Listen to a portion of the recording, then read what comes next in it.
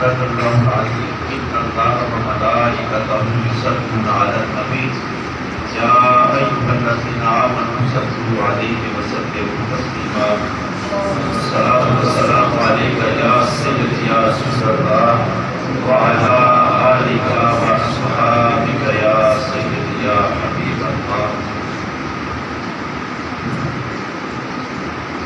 عثمان افضل صاحب صبر عطا فرمائے. تھوڑا سا پہلے والد محترم اس دنیا سے پردہ کر کے اور پرسوں ان کی والدہ محترمہ بھی اس دنیا کو چھوڑ کے اللہ کے عمل کی تابع ہو گئی. موت عقل ہے. علیہ الرحمن اللہ نے قرآن پاک میں سورۃ الرحمن میں فرمایا کہ ہر چیز کے اوپر موت ہے، فنا ہے. یہ انسان ایسے زمین سے بنایا گیا ہے اور اس میں ایک نفس رکھا گیا ہے جس کو فرمایا کہ میں نے اس لیے رکھا کہ میں تمہیں آزمانا چاہتا ہوں کون ہے جو میری عبادت کرتا ہے اور کون ہے خواہش نفس کے پیچھے کرتا ہے. تو جس نے اللہ کی عبادت کا طریقہ اپنا لیا تو اس کو مرنا بھی آ گیا، جینا بھی آ گیا. جو خواہش نفس کے پیچھے چلا اس کو مرتے وقت بھی پریشانی اور قبر میں حشر میں بھی پریشانی. جو آیت میں نے پڑھی ہے اس کا ترجمہ یہ ہے والذین جاءوا من بعدہم، وہ لوگ جو مرنے والے کے بعد اس کے ہاں چلے جاتے ہیں. یقولون، اور وہ جا کے یہ عمل کرتے ہیں، کہتے ہیں ربنا اغفر لنا، اے مولا مرنے والے کی بخشش فرما. ہم جس لیے آئے ہیں ہمارا بھی کام یہی ہے کہ ہم مرنے والے کے لیے مغفرت کی دعا کریں. حضور آقا مولا صلی اللہ علیہ وسلم کی حدیث پاک ہے کہ مرنے والا اس طرح دعا کو تلاش کرتا ہے جیسے سمندر میں ڈوبنے والا کنارے کو اور سہارے کو. یہ موت کا نقشہ ہے ہی ایسا جو آقا صلی اللہ علیہ وسلم نے بیان فرمایا. اور ان کا بھی نقشہ ہے. ارشاد فرمایا کہ کچھ لوگ ایسے ہیں جن کی روح ایسے نکلتی ہے جیسے مکھن سے بال، اور وہ نکلتی ہے اور سامنے رب کی بارگاہ میں پیش کر دی جاتی ہے. رب جو ذکر والی ہیں ان کو اپنا دیدار عطا فرماتے ہیں اور ان کو کسی کو عرش کے سائے کے نیچے جگہ ملتی ہے، کسی کا دروازہ جنت کی طرف نکال دیا جاتا ہے. اور کئی طرفتے ہیں سرکار مدینہ صلی اللہ علیہ وسلم کے مہینے کے لیے، اور ہر ایک کو اس کے عمل کے مطابق اس کو اس کا رستہ دیا جاتا ہے. فرمایا یقولون ربنا اغفر لنا، وہ کہتے ہیں کہ یا اللہ کس کے لیے آئے ہیں، جس کی موت آئی ہے وہ چلے گئے ہیں. اس کا نام ختم کل ہے. ختم کل ہمارے کلچر کا نام ہے. جیسے پیشی کی نماز، دیگر کی نماز ہمارے اپنے نام ہے پنجابی کے، اسی طرح یہ بھی نام ہے. فرمایا وہ کہتے ہیں ربنا اغفر لنا، یا اللہ مرحومہ کی بخشش فرما. وَلِإِخْوَانِنَا الَّذِينَ، یا اللہ وہ ہماری قریبی تھی، اسلامی تھی، رشتہ دار تھی. سبقونا بالایمان، ہم سے پہلے ایمان کی حالت میں اس دنیا سے پردہ کرنا. کیونکہ عثمان صاحب کی والدہ بہت نیک پرہیزگار پاکیزہ سوچ کی مالک تھی. ان کی اولاد بھی آج الحمدللہ آپ سب اس سے ملتے ہیں. وہ بہت نیک ہیں، پرہیزگار ہیں. یہی صدقہ جاریہ ہے جو والدین چھوڑ کے جاتے ہیں اور اولاد ان کے لیے دعائیں کرتی ہے. ایک حدیث پاک کا مفہوم ہے مرنے والا اس کی قبر میں اس کو فرشتے لینے آئیں گے اور اسے کہیں گے چل تیرے لیے جنت لکھ دی گئی ہے. کہا اس کی وجہ کیا بنی؟ میں تو دنیا میں کاروباری تھا، میں تو دیندار نہیں تھا، میرے سے تو کوئی نیک عمل نہیں ہوا. تو فرشتے کہتے ہیں کہ اللہ نے حکم دیا کہ آج تیری اولاد نے پیچھے تیرے لیے دعا کی ہے، اس لیے تجھے آج جنت دے دی گئی ہے۔ قرآن پاک میں بسم اللہ کی تفسیر میں مولانا احمد یارحمہ نعیمی رحمۃ اللہ علیہ ایک واقعہ نقل کرتے ہیں، عیسیٰ علیہ السلام گزرتے ہیں قبر سے، اس سے عذاب ہو رہا ہے، اور جب واپس گزرتے ہیں تو اس کا دروازہ جنت کی طرف نکال دیا گیا۔ رکے اور عرض کیا مولا میں اسے دریافت کرنا چاہتا ہوں کہ کیا تھا، دوزخ میں دیکھا اور واپس آیا ہوں تو جنت میں دیکھا، یا اللہ اس کی تبدیلی کے بارے میں پوچھنا چاہتا ہوں۔ تو اللہ نے فرمایا عیسیٰ میں نے آپ کو اختیار دیا ہے، آپ کیا تو کیوں بھیج دے لا۔ عیسیٰ علیہ السلام نے فرمایا کیوں بھیج دے لا، اللہ کے حکم سے کھڑا ہو جا۔ وہ مردہ کھڑا ہوا، قبر سے باہر نکلا، پوچھا عیسیٰ آپ کا کیا ارادہ ہے علیہ السلام؟ پوچھا کہ میں پتہ کرنا چاہتا ہوں کہ دوزخ سے جنت کیسے ملی۔ کہا آج پہلے دن میرا بچہ مولوی صاحب کے پاس جا کے پہلا کلمہ سے پڑھا ہے بسم اللہ الرحمن الرحیم، تو اللہ پاک کی رحمت کو جوش آ گیا، جس کا بچہ مجھے رحمان کہے رحیم کہے، میں اس کے ساتھ عذاب کا معاملہ کیوں کروں۔ یہ اولاد نیک ہونے کی بہت بڑی نشانی کو وہ بخشے جاتے ہیں۔ اولاد کے لیے حکم ہے، اللہ پاک نے قرآن پاک میں بنی اسرائیل میں فرمایا وَقَضَىٰ رَبُّكَ أَلَّا تَعْبُدُوا إِلَّا إِيَّاهُ وَبِالْوَالِدَيْنِ إِحْسَانًا، فرمایا آپ کے رب نے حکم دیا ہے کہ تم اللہ کے سوا کسی کی عبادت نہ کرنا۔ یہ جو بزرگوں کا ادب کرتے ہیں یا ماں باپ کے قدم چومتے ہیں، یہ عبادت نہیں کرتے، یہ ادب ہے۔ کچھ لوگوں نے اس کو شرک بدعت کہنا شروع کر دیا، کیونکہ وہ علیحدہ ہوئے تھے، ان کے ایک علیحدہ شعبہ بنا، اور وہ یہ بھی نہ کرتے تو علیحدہ بھی نہ ہو سکتے، کیونکہ قرآن تو سب کے لیے ہے۔ اگر کوئی قبر کو چومتا ہے تو نبی صلی اللہ علیہ وسلم فرماتے ہیں میں جب اپنی ماں کی قبر پہ جاتا تو میں دونوں بازو میں قبر کو لے لیتا اور سینہ مبارک قبر کے ساتھ لگ جاتا، اور میں پھر اپنی ماں سے پیار کرتا۔ اور پھر حدیث پاک فرمائی کہ اگر کسی نے اپنے گناہ بخشوانے ہوں تو وہ اپنے ماں اور باپ کی قبر پہ جا کے پہلی نظر ڈالے تو اس کے گناہ معاف ہو جائے۔ یہ ماں باپ کی عظمت اللہ تعالیٰ نے فرمائی ہے نبی صلی اللہ علیہ وسلم کے حدیث۔ اور یہ بھی فرمایا کہ اگر میں نماز فرض پڑھ رہا ہوں اور میری ماں مجھے آواز دے تو میں نہیں چھوڑ کے حاضر ہو جاؤں۔ یہ حدیث پاک کا مفہوم ہے۔ پتہ چلا کہ ماں باپ کا ادب اللہ کے بعد اور نبی پاک صلی اللہ علیہ وسلم کے بعد بہت زیادہ ہے۔ آگے فرمایا وَبِالْوَالِدَيْنِ إِحْسَانًا، فرمایا والدین کے اوپر احسان کرو۔ احسان کیا ہے؟ آپ نے مجھے 10 روپے دیے، میں نے اگلے موقع پہ آپ کو 10 لوٹا دیے، یہ برابر ہو گیا۔ احسان یہ ہے کہ میں 20 واپس کروں۔ والدین نے جو کچھ اولاد کے ساتھ کیا اگر اولاد اسے ڈبل کر کے کرے تو پھر احسان ہوتا ہے۔ اور فرمایا اگر آپ احسان کرنا بھی چاہو تو نہیں کر سکو گے، لیکن حکم ہے احسان کرو۔ حکم کیا ہے؟ احسان کرو، یعنی اولاد اس طرح ماں باپ کے ساتھ پیار کرے، محبت کرے، خدمت کرے، ادب کرے کہ لوگ سمجھیں کہ اس سے آگے اور کیا ہو سکتا ہے، لیکن احسان نہیں ہو سکتا۔ کوئی اولاد ماں باپ کے ساتھ وہ کچھ نہیں کر سکتی جو ماں باپ نے اس کے ساتھ کیا، لیکن اللہ نے یہاں فرمایا کہ والدین کے ساتھ احسان کرو۔ اما یبلغن عندک الکبر احدہما او کلاہما فلا تقل لہما اف ولا تنہرہما، فرمایا دونوں یا ایک بڑے ہو جائے، بوڑھے ہو جائے تو ان کے سامنے سخت نہ بولنا، اس طرح بولنا۔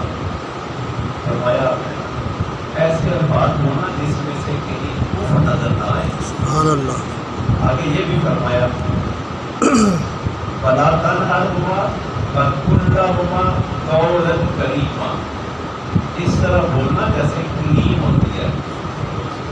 خدمت کریم ہمارے وقت میں تھی، ابھی تو نئی کریمیں آ گئی ہیں۔ کریم کرتی کیا ہے؟ اگر ہاتھوں پہ لگائیں تو ہاتھوں کو نرم کر دیتا ہے۔ کیا کرتی ہے؟ جتنی بھی کریمیں ہیں وہ ہماری بیٹیاں چہرے پہ لگاتی ہیں، بڑے بڑے نوجوان بھی اپنے آپ کو خوبصورت بنانے کے لیے چہرے پہ لگاتے ہیں، ہاتھوں پہ لگاتے ہیں، چہرہ نرم ہو جائے اور خوبصورت ہو جائے۔ اللہ پاک نے لفظ بھی یہاں رکھا قول، یعنی جب کلام فرمانے لگو کریمہ، جیسے کریم نرم ہے نا، اس طرح تمہاری زبان اور تمہارے الفاظ بھی نرم ہوں۔ میرے والد صاحب تھے اور اکثر تشریف فرما ہوا کرتے تھے میرے آفس میں، تو کچھ لوگ کلائنٹ بیٹھے ہوتے تھے تو میں والد صاحب کو اپنی کرسی پیش کرتا اور اس کرسی پہ نہ بیٹھتا، قدموں میں بیٹھتا، اور کئی لوگ پڑھے لکھے جو میرے پاس نقشے بنوانے آتے تو مجھ پہ فتوے لگاتے، کہنے لگے کہ یہ شرک ہے۔ میں نے کہا آپ نے پڑھا ہی کچھ نہیں ہے، آپ کو کیا پتا شرک کیا ہوتا ہے، یہ بدعت ہے۔ تو میں نے کہا آپ اور کیا بھی کہہ سکتے ہو، ایسا پتہ جذباتی ہے، بندے کو یہ بھی کسی چیز کا نہیں ہے لیکن کچھ نہ کچھ وہ کہنا چاہتا ہے۔ جیسے کسی بندے نے کہا کہ جب کورونا آیا نا، ہر گھر میں جتنے افراد تھے اتنے ہی وہ ڈاکٹر اور حکیم تھے، سارے نسخے بتا رہے تھے۔ تو دین عام چیز نہیں ہے، دین کے بارے میں گفتگو اور زبان درازی سوچ کے کرنی چاہیے، جب تک کہ آپ کے پاس دلیل نہ ہو۔ اور بابا فرید رحمۃ اللہ علیہ فرماتے ہیں جو فقیر ہوتے ہیں وہ تو ان کے پاس دین ہوتا ہے پھر بھی بھوکے ہوتے ہیں، وہ بھوکے ہو جاتے ہیں، بولتے نہیں ہیں بھائی، جتنے بولنے ہیں اتنے حساب ہی دینے۔ نبی صلی اللہ علیہ وسلم کی حدیث کا مفہوم ہے کہ یہ جو فرشتے ہیں مبارک معزز، یہ ہمارے ایک ایک حرف کو لکھتے ہیں۔ فرمایا کریمانہ گفتگو کرو، یعنی آپ کی گفتگو میں اتنی نرمی ہو، اتنی نرمی ہو، اتنی نرمی ہو۔ اس طرح فرمایا نا لا ترفعوا اصواتکم، محبوب صلی اللہ علیہ وسلم کی بارگاہ میں جب جاؤ تو دل دل سے باتیں کیا کرو، زبان سے نہ بولا کرو۔ تمہارے آنسو گرتے جائیں، آنسو سے باتیں کیا کرو محبوب سے، کہیں تمہاری آواز اونچی نہ ہو جائے۔ تمہارے اعمال برباد ہو جائیں گے اگر تم نے آواز اونچی نکالی، بولتے بولتے بے جانی سے بندے سے بات نکل جاتی۔ اسی طرح یہاں فرمایا کہ ایسے لفظ نہ بولنا جن کا کوئی معنی منفر نہیں کرتا، اور ایسے بولنا جیسے کریم رنگی ہے، کریمانہ گفتگو کرو، میٹھی گفتگو کرو، لیکن یہ آج کے دور میں نہیں۔ نعرہ تکبیر، اللہ اکبر، نعرہ رسالت، یا رسول اللہ، نعرہ حیدری، یا علی۔ آج کے دور میں ایسا ممکن نہیں ہے، ہر بندہ ہی پریشان ہے کیونکہ اس نے خود ماں باپ سے کلام ایسا نہیں کیا تھا اور مراد نے نہیں سیکھا۔ اور میں اپنے ماں باپ کے سامنے جیسے رہتا تھا، مجھے محلے والے کہتے تھے کہ یہ ڈرامے کرتا ہے، اور تھا یہ ڈرامہ ہی، کیونکہ نئی چیز کو ڈرامہ کر دیا تھا۔ ماں باپ کی چارپائی پہ نہ بیٹھنا، ان کے جھوٹے لے کے سینے سے لگا دینا، چومتے رہنا، ان کا استعمال شدہ پانی پینا، ان کی روٹی کے ٹکڑے تلاش کرنا، ادب میں رہنا، جی بھی نہیں بولنا، قربان میں قربان میں قربان۔ جب لیٹتے قدموں کے تلوے چومنا، جب بیٹھتے جیسے کتا بیٹھتا ہے پونچھڑے بچھا کے، بازو بچھا کے اس طرح بیٹھنا، خواہ آس پاس والے کہنے پہ مجبور ہوتے کہ یہ ڈرامے کرتا ہے، لیکن وہ اپنی زبان سے کہتے رہے، لیکن میرے ماں باپ سینے پہ ہاتھ رکھ کے کہتے تھے بیٹا ہم آپ پہ راضی ہیں۔ اور مجھے کبھی نہیں کہنا پڑا کہ ابھی جان ابو جان میرے لیے دعا کرو، میں قرآن کے مطابق ان کے سامنے اپنی زندگی بسر کرتا رہا تو میرے ماں باپ مجھے دعا دیتے رہے، یہاں تک کہ مجھے ممبر پہ کھڑا۔ یہ ساری ان کی کرم نوازی۔ فرمایا قولا کریما فاخفض لهما جناح الذل من الرحمہ۔ یہ بات آگے کے بعد جب تم اپنے ماں باپ کے سامنے تشریف فرما ہو رات کے لیے تو بازو بچھا کے بیٹھو، بازو بچھا کے بیٹھو۔ اچھا اگر بیٹھا جائے بازو بھی بچھائے جائے قرآن کے مطابق تو نشہ کیا بنتا ہے؟ میں دراز کروں گا عثمان صاحب سے کہ وہ آگے آ کے بازو بچھا کے دکھائیں ذرا کس طرح بیٹھتے ہیں ادھر بیٹھ نہیں یہ تو سجدہ ہو گیا بازو بچھاتے ہیں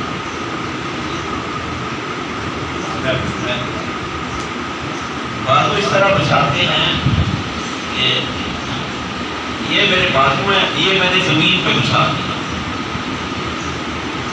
میں نے بازو یہ جیسے نماز میں نا زمین کے اوپر بچھا دیا قرآن کے مطابق کسی نے ترجمہ کیا کہ بازو جھکا آگے رکھو بازو جب کھڑے ہو گئے تو بازو تو ویسے ہی جھکے ہیں تو جھکانے کا حکم کیوں ہے فرمایا بازو کو نیچے کرو ماں باپ کے سامنے کھڑے ہونا ایسے کر کے نہیں کھڑے ہونا اللہ نقشے بیان کر رہا ہے وَخْفِضْ لَهُمَا جَنَاحَ الذُّلِّ مِنَ الرَّحْمَةِ اور جب تم نے بازو جھکائی دیے بازو بچھائی دیے تو ایک اور کام کرنا مِنَ الرَّحْمَةِ اپنے دل میں رحمت ان کے لیے رکھنا نرمی رکھنا تمہارے آنسو بتائیں تمہارا کھڑا ہونا بتائے تمہاری عاجزی بتائے تمہارے جسم کے اوپر کپڑی بتائے کہ تم ماں باپ کے سامنے کھڑے لیکن یہ ممکن نہیں ہے اس وقت بڑا مشکل ہے ہم مولویوں نے بھی نہیں بتایا اس لیے کہ ہمیں بھی کھڑے ہونا پڑے گا اسی طرح ہی بیٹھنا پڑے گا یہ بڑا مشکل ہے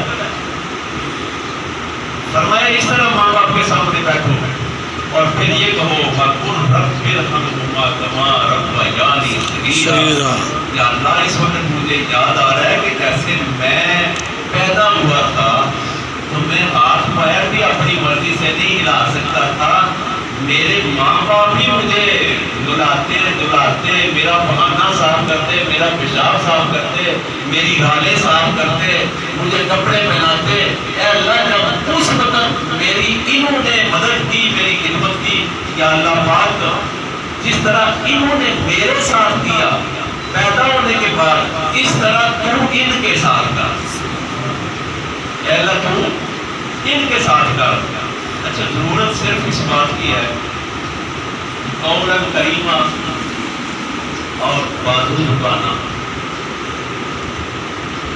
یہ معاشرے میں تھوڑا ہو گیا یہ تھا پیران کے نظام کے آستانوں میں جب آقا صلی اللہ علیہ وسلم جلوہ فروز تھے تو صحابہ کرام عاجزی سے کھڑے ہوتے تھے ماں باپ سے زیادہ حق تو آقا علیہ السلام کا ہے نا ان کے سامنے عاجزی کریں جہاں ماں باپ بھی قربان ہے تو وہاں صحابہ جیسے کھڑے ہوتے ان کو ہلا ہی نہیں کیا گیا تھا صحابہ جھک کے کھڑے ہوتے تھے شرک نہیں ہوتا تھا اس وقت بدعت نہیں تھا اور صحابہ سانس تک بھی آرام سے لیتے تھے اور نظریں آقا علیہ السلام کے چہرہ اقدس پہ رکھتے تھے صحابہ فرماتے جب ہم بیمار ہو جاتے دکھی ہو جاتے تھک جاتے بھوک ہوتی پیاس ہوتی کوئی سہارا نہ ہوتا تو ہم راستہ لیتے رسول اللہ صلی اللہ علیہ وسلم کے آستانے کا وہاں پہنچتے پہلی دفعہ پہلی نظر دیکھتے پیٹ بھی بھر جاتا بھوک بھی ختم ہو جاتے صحت بھی بحال ہو جاتی بیماریاں بھی ختم ہو جاتی یہ آقا علیہ السلام کی بات زیارت کا یہ فائدہ ہوتا ہم سب تو آج ہماری مشکل جو کام ہے وہ مرادوں کے ساتھ گھر بیوی بچے ماں باپ دوست یہ جو زبان ہے نا یہ ٹھیک نہیں اگر یہ ٹھیک ہو جائے تو انسان سارا ٹھیک ہے